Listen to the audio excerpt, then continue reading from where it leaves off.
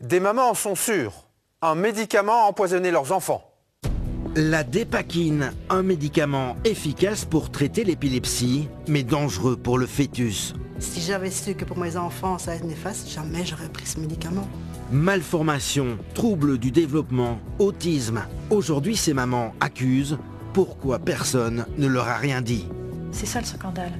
C'est qu'on n'a pas laissé la possibilité aux femmes de choisir si oui ou non, avec près de 30% de chances d'avoir un enfant handicapé, on souhaitait avoir un enfant ou pas. Ces risques sont pourtant connus depuis les années 80. Mais 20 ans plus tard, lorsque ces femmes sont enceintes, aucune trace dans les notices destinées au grand public.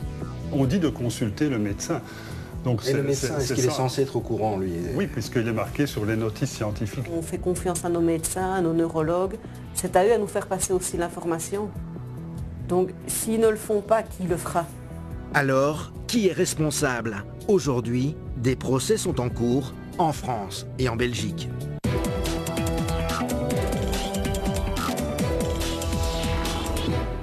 Madame, monsieur, bienvenue dans Reporter. Elles s'appellent Stéphanie, Nathalie et Marine. Ces trois mamans ont au moins deux points communs. Avoir pris un antiépileptique appelé la dépakine pendant leur grossesse et ensuite avoir mis au monde des enfants parfois profondément handicapés. À l'époque, rien ni personne ne les aurait prévenus du danger. Aujourd'hui, elles savent que cette information était pourtant connue depuis longtemps. On a empoisonné nos enfants. C'est une enquête bouleversante d'Alain Dils avec Philippe Gaudin, Marc Malinus et Catherine Burton. Hop, on arrête. Là, on va aller manger, ma puce. C'est l'histoire de Charlotte. Elle est née il y a 10 ans avec de graves malformations. La fatalité, rien n'est moins sûr. Stéphanie, sa maman, est épileptique. Elle est persuadée que les handicaps de sa fille sont directement liés aux médicaments qu'elle prend pour se soigner. Des fois, on s'en veut d'avoir pris ce médicament-là, mais bon. On n'avait pas le choix et on ne savait pas de toute façon. Et pourtant, juste après, on vous a parlé de ce fameux syndrome du valproate de sodium. On nous en a parlé, oui, mais il était trop tard. Quand on l'a su, c'est quand on a vu que notre fille en était atteinte. Charlotte, née le 22 octobre 2002. Très vite, la joie de ses parents se transforme en cauchemar. La petite fille n'a pas d'avant-bras, elle est aveugle car elle a les yeux mal formés et la triste liste ne fait que s'allonger. Tous les jours qui passaient, au fur et à mesure des examens, on nous apprenait toujours des mauvaises nouvelles. Il y a un problème au cœur, il y a un problème d'audition. Tous les jours, c'était une mauvaise nouvelle. À la limite, quand la pédiatre venait me voir en chambre, puisque Charlotte était en néonate, j'avais presque envie de lui demander qu'est-ce qui ne va pas. C'était pas comment va la petite, c'était qu'est-ce qui ne va pas qu'on demandait à la limite. Vous avez les jambes coupées, quoi. On survit, on se dit, voilà, il faut assumer, il faut prendre ses responsabilités. Donc, voilà, depuis, on se bat. Juste après la naissance, un généticien va diagnostiquer chez Charlotte une intoxication au valproate. Le valproate, c'est la molécule active de la dépakine, le médicament que prend Stéphanie pour traiter son épilepsie depuis l'âge de 14 ans. À haute dose, 2 grammes par jour. Or jusque-là, la maman affirme que personne ne l'a mise en garde contre les dangers pour le bébé. Avant d'arrêter de prendre une contraception, je suis allée voir mon médecin traitant de l'époque. Je lui ai clairement posé la question, puisque à ce moment-là, la notice disait qu'en cas de souhait de grossesse, il fallait en parler à son médecin. Je suis allée voir mon médecin, il m'a dit pas de souci, félicitations, prends de l'acide folique et des vitamines. C'est tout ce qu'il m'a dit. En 2002, la notice du médicament préconise en effet en cas de grossesse de ne surtout pas interrompre le traitement et de consulter son médecin. Rien d'autre. Très vite, les parents de Charlotte vont pourtant découvrir que plusieurs études avaient démontré les effets tératogènes, c'est-à-dire nocifs pour le fœtus, depuis de nombreuses années. Après la naissance de Charlotte, on s'est renseigné sur le syndrome et on est directement tombé sur des articles parus dans les années 80, début des années 80. Alors, ils se demandent pourquoi, 20 ans plus tard, personne, disent-ils, ne leur parle de ces risques. Ni le médecin traitant, ni le gynécologue, ni le neurologue. Lorsque Stéphanie tombe enceinte, le compendium médical qui reprend les notices scientifiques à destination des médecins est d'ailleurs beaucoup plus explicite que la notice destinée au grand public. Il convient d'administrer la dose journalière minimale, efficace et de la répartir en plusieurs prises. Une surveillance anténatale spécifique doit être mise en route pour déceler l'éventuelle survenue d'un syndrome malformatif. Donc en fait, quand on regarde déjà la différence entre la notice patient qui ne parle nullement de malformation et le compendium qui comprend 30 lignes, ben, il y a déjà une grande différence, quoi. 10 ans plus tard, nous avons retrouvé le généticien qui a posé le diagnostic pour Charlotte, avec cette question obsédante pour les parents. Depuis quand connaissait-on l'existence de ce syndrome, sachant que la dépakine a été mise sur le marché belge en 1970? On a eu un praticien qui a observé une série d'enfants qui présentaient le même profil de malformation et qui a décrit, je crois, en 1979, la première série d'enfants qui présentaient tantôt ce qu'on appelle une malfermeture du tube neural, c'est la spina bifida, des malformations des membres essentiellement, quelquefois une fente palatine, et donc avec, décrivait-il, déjà ils l'ont identifié au départ, des particularités morphologiques du visage. Donc là on est fin des années 70. Voilà, oui.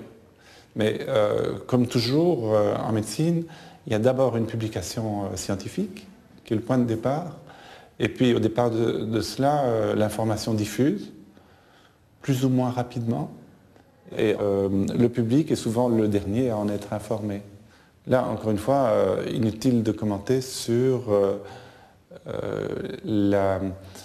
le fait que les intérêts financiers qui sous-tendent la diffusion d'un médicament peuvent, dans certains cas, aller à l'encontre des intérêts de santé publique.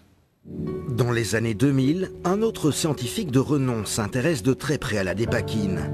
Arsène Burny préside alors la commission de cancérologie du Fonds national de la recherche scientifique. Un peu par hasard, on découvre les propriétés antitumorales du valproate qui provoquent des changements d'expression de certains gènes. La piste sera finalement abandonnée dans la lutte contre le cancer, mais le scientifique est clair, il est exclu d'y exposer un enfant en développement. Il est clair qu'une molécule, aux concentrations auxquelles on administre cette molécule pour traiter l'épilepsie, eh bien à cette concentration-là, on modifie le niveau d'expression de toute une série de gènes. Donc on modifie profondément le programme de développement d'un enfant qui est en train de se développer dans le ventre de sa mère. Est-ce que ces effets tératogènes sont connus depuis longtemps? Depuis une vingtaine d'années, on le soupçonne. Depuis une dizaine d'années, on en est sûr. Alors, comment expliquer la lenteur avec laquelle l'information va se diffuser? Pour tenter d'en savoir plus, nous nous rendons à l'Agence fédérale des médicaments et des produits de santé, le gendarme du secteur.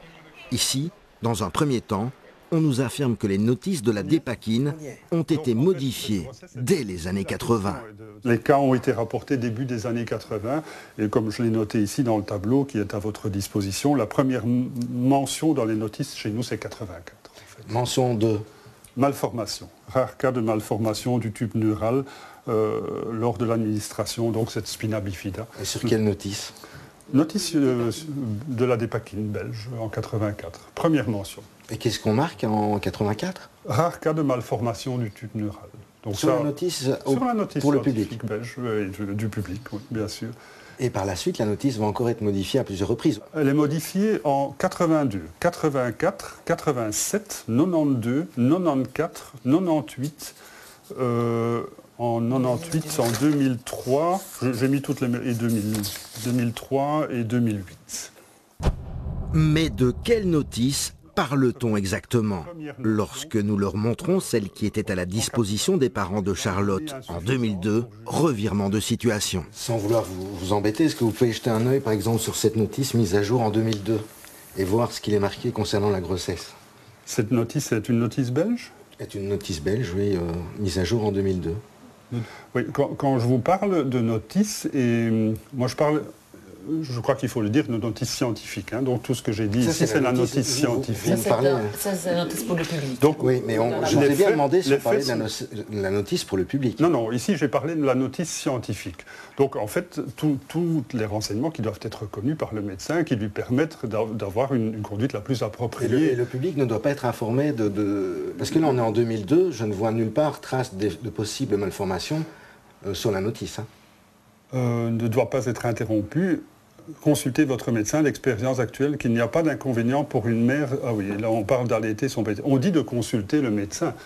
Mais que faire si le médecin n'informe pas sa patiente? Comment être sûr d'ailleurs qu'il dispose bel et bien des dernières informations sur chaque médicament? Dans mon cabinet, moi je vérifie les notices. Évidemment, nous avons les folias, vous pouvez aller voir dans les folias pharmacotherapeutica s'il y a de l'information. Mais vous êtes censé quand même un peu aller voir les publications internationales à ce stade-ci, et certainement dans l'année 2001. Si vous ne faites pas ça, vous vous coupez quand même de beaucoup d'informations. Sachant, et c'est vrai, on peut le reconnaître, que les notices arrivent en retard par rapport aux faits. Le pauvre médecin qui court de 5 heures du matin à minuit, qui va d'une grippe à un mal d'estomac, une gastro-entérite, à un accident de la route, etc. Que voulez-vous qu'il lise tous les jours les milliers d'articles scientifiques qui se publient de par le monde? C'est totalement impossible. Des médecins qui n'auraient pas toujours le temps de s'informer et qui pourtant sont censés renseigner correctement leurs patients. Pour les parents de Charlotte, en tout cas, les choses sont claires. Jamais ils n'auraient pris le risque d'avoir un enfant polyhandicapé si quelqu'un les avait avertis. Le patient est tributaire du bon savoir ou du bon vouloir du médecin. En fait, si le médecin ne prend pas la peine de se renseigner sur ce médicament-là, mais le patient, en fait, il suit ce que son médecin lui demande de faire, donc c'est pas normal. Je trouve que c'est dommage parce que on fait confiance à nos médecins, à nos neurologues. C'est à eux à nous faire passer aussi l'information. Donc s'ils ne le font pas, qui le fera?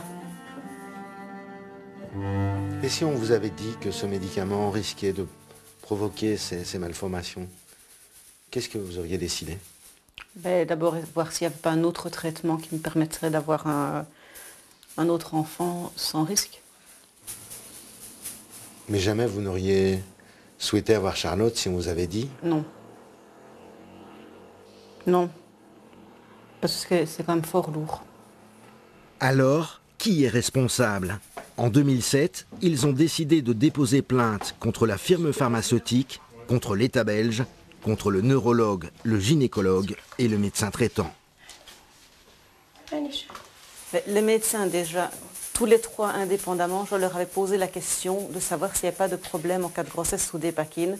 Tous les trois m'ont dit qu'il n'y avait pas de souci. Concernant la firme, c'est quand même elle qui guide un peu, je suppose, pour les notices. La notice n'était vraiment pas claire pour le patient. La preuve qu'il y a, à mon avis, certainement d'autres cas que le nôtre, c'est qu'entre-temps, à force de faire du forcing, la notice a été remaniée et changée 2 fois. Car après la naissance de leur petite fille, ses parents vont multiplier les courriers avec les autorités de la santé. Celles-ci vont reconnaître que la notice destinée au public est incomplète et la faire modifier en 2003. Depuis, cette notice a encore été remaniée à plusieurs reprises. Aujourd'hui, elle contre-indique clairement le médicament en cas de grossesse. Outre le risque accru d'anomalies congénitales, elle mentionne aussi de possibles troubles du développement et des troubles liés à l'autisme. En fait, c'est scandaleux parce que si on regarde Charlotte à 10 ans, sur 10 ans de temps, ils passent d'une notice très lacunaire où ils mettent continuez, allez-y, continuez votre traitement en cas de grossesse. Et maintenant, ils contre-indiquent complètement la dépakine en cas de grossesse.